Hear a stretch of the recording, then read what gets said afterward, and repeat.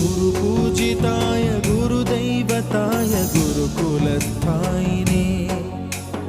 गुरुविक्रमाय गुह्यप्रवराय गुरवे गुणगुरवे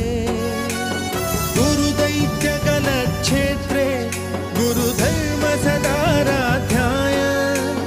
गुरुपुत्रपरित्रात्रे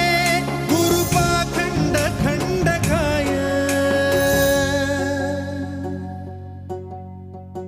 गीतसाराय गीततत्त्वाय गीतगोत्राय धीमहि